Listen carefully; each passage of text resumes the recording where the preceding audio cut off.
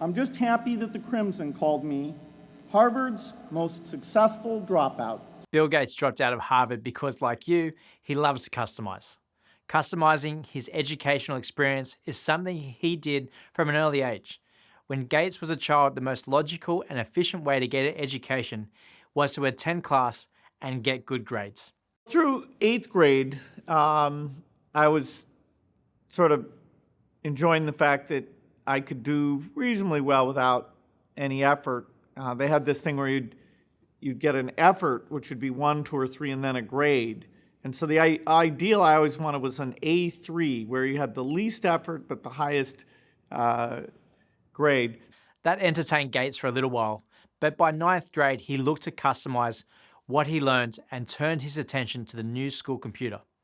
By age 15, against his parents' wishes, Gates was spending days at school and nights at the computer company learning from expert software programmers. So we got jobs at this TRW, and that exposed me to some programmers who were way better than I was, who critiqued my work. I could look at their work. You know, this one guy was really a phenomenal programmer, and he would just take my stuff and rip it apart. In this super constructive way. For Gates, traditional education was no longer the logical or efficient way to seize the opportunity provided by software. Instead, he felt compelled to customize how he learned, and he wasn't the only one. If you look back across the role models I've used for the motivation type justification, Michelle Obama dropped out of her career as a lawyer. Steve Jobs famously dropped out of college and dropped into classes that looked more interesting. Lady Gaga dropped out of the prestigious New York University Tisch School of Arts. Russell Crowe dropped out of high school and went to apply for NIDA, but quit before he even began. And Bill Gates went to Harvard, but dropped out in his 2nd year. Now, that's not because these high performers don't like learning. Quite the opposite. They love learning.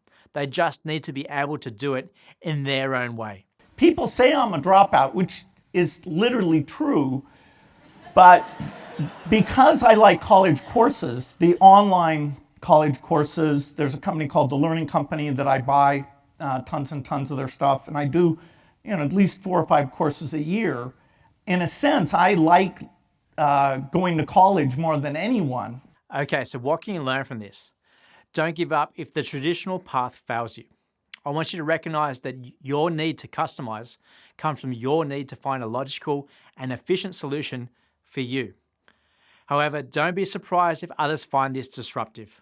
Often what customizing your own learning experience really means is that it becomes additional work that you must do on your own.